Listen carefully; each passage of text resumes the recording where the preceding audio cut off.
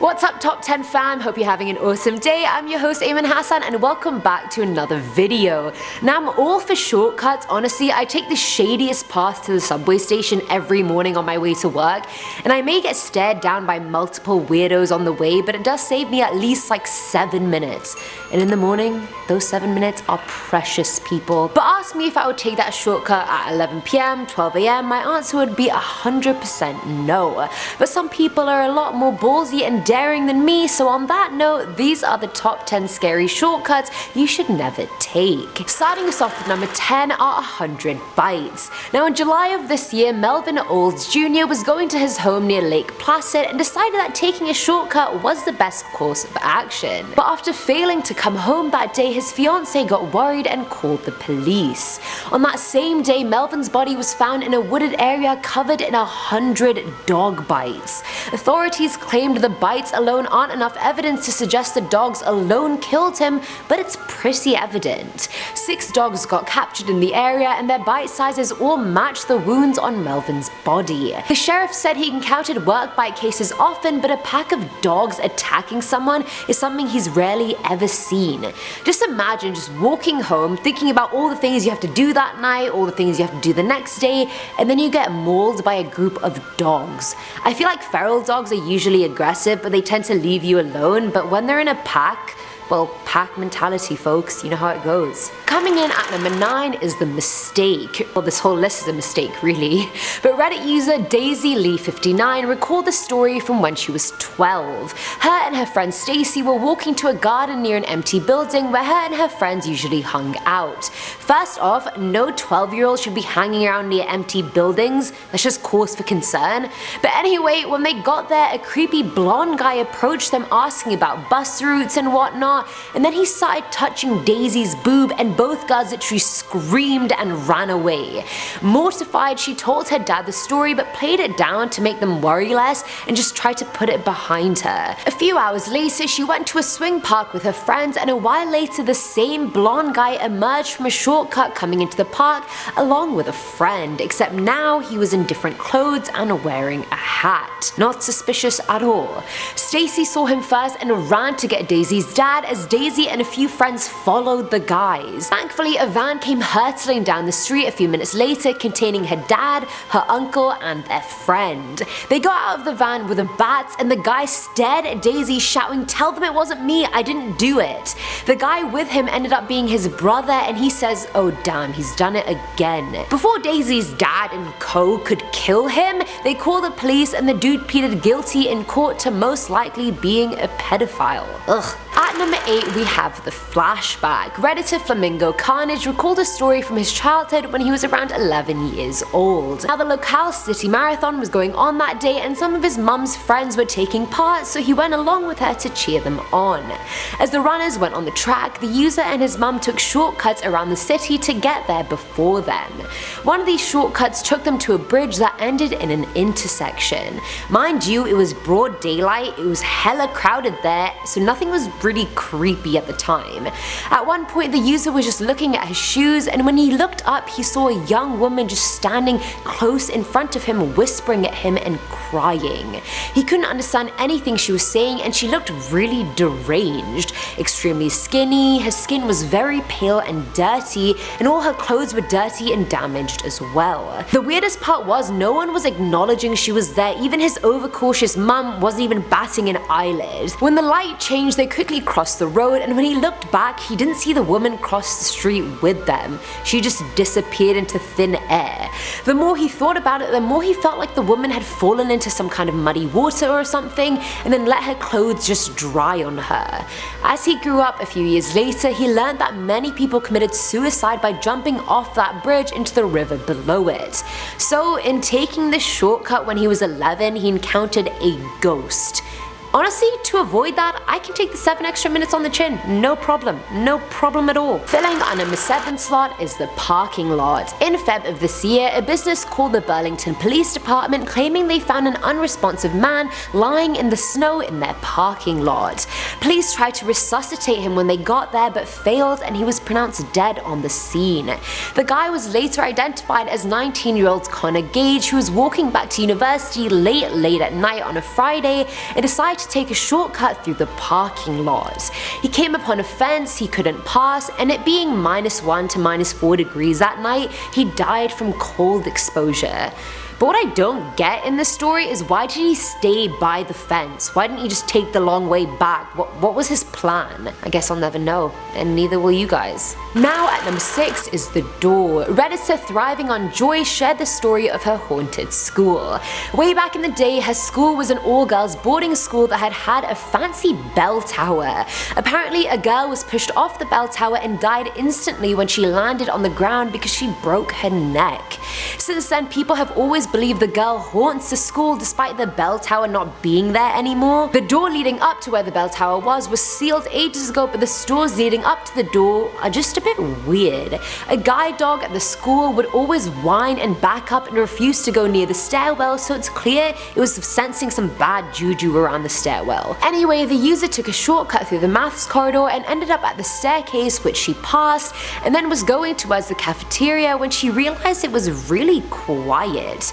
She heard a pair of footsteps behind her and assumed it was just another student, so didn't even think twice about it. She got to the canteen door, which doesn't stay open unless you attach it to a latch, and the girl didn't bother attaching it because she assumed the person right behind her would just hold it open for themselves. She got through the door and walked a while and then realized she never heard the door close behind her, and the footsteps had also just stopped. She turned around and saw the door open on its own, like someone was just holding it open. And she just didn't get it. The person had been right behind her. Where did they go, and how was the door still open? She felt like she was being watched by something or someone the whole time, as the door just slowly started gently closing, like someone was doing it without trying to make a sound. She never took that shortcut alone again, and if she was alone, she would just go the long way. Coming in at number 5 are the stairs. This one actually made me laugh quite a bit, and since we're halfway through all the spookiness, I thought, I'd just provide a bit of comic relief, relieve some tension, you know how it is. So at the end of July, a man called Ian Lampman was just walking near the Sheraton Wall Centre Hotel in Vancouver when he encountered the most douchebag shortcut anyone could take. A woman decided to drive her car down 3 flights of stairs in an effort to not go around the hotel. And mind you, this was like a big 4x4 car that she's just trying to force down these stairs, and the video of it is actually hilarious. And I mean, she does manage to get down safely and achieve what she set out to do, but come on, you couldn't have just spent 2 extra minutes just going around the hotel? Like back home, I know this isn't a shortcut, but if the parking lot at a mall was full, people would just park on the paved areas inside the parking lot, and that used to just piss me off so much. If I had to drive around for 20 minutes looking for parking, then so do you, buddy. I just hate when cars just aren't where they're meant to be. Just stop. Just stop it. How do you even get your license, people? At number 4 is The Man. I think this story is the oldest one on the list for sure, and it took place back in 1990. I wasn't even born at that point. I wasn't even an idea to be born at that point.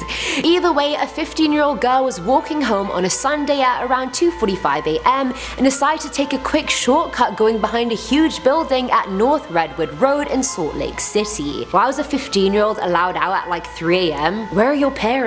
Anyway, as she was walking, she realized a man was following her, and when she finally confronted him and asked what he wanted, he told her to shut up or he'd kill her.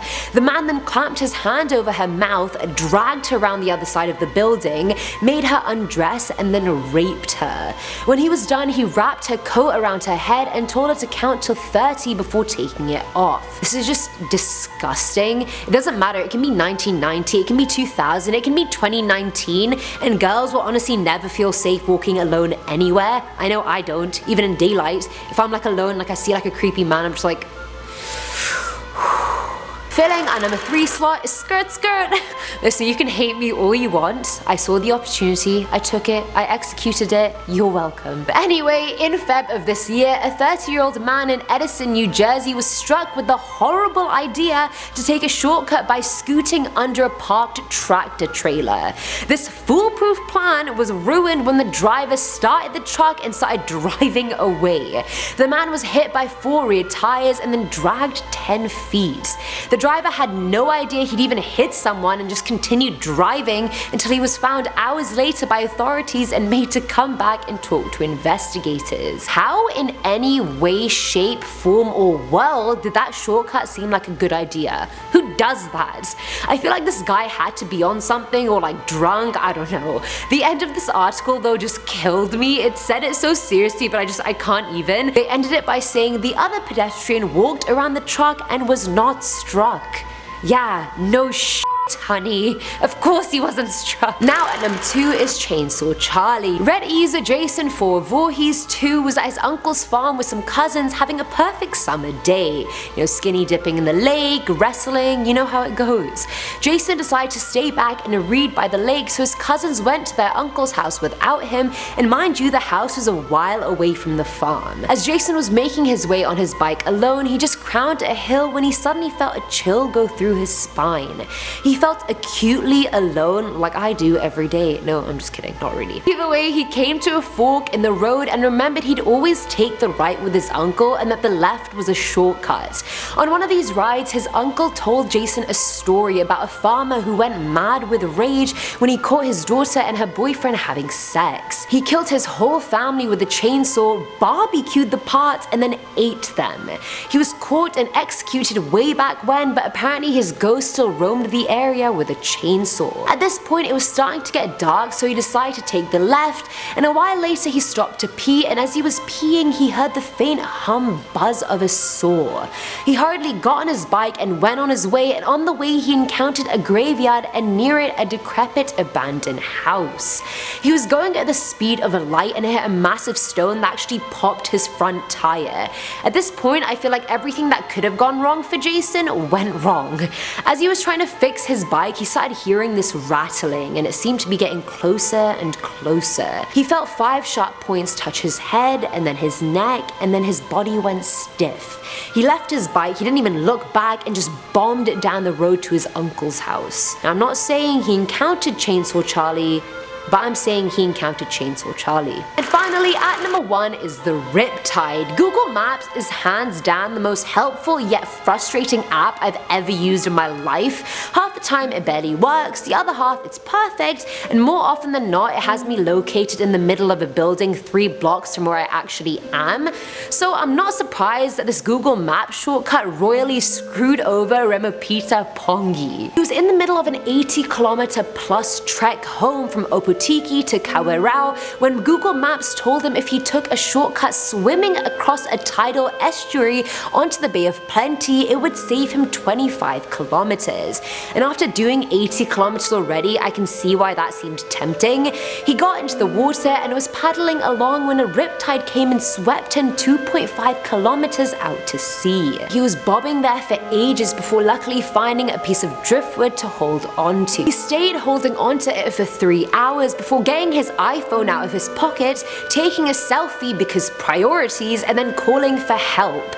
A jet ski ended up rescuing him and he was fine at first, but then got taken to the hospital after turning bluish. First of all, why on earth did he wait 3 hours before calling for help? If that was me, I would have called for help as soon as I was securely holding onto that driftwood, and nobody got time for that. I certainly don't. He's out here taking selfies when he's nearly gonna drown.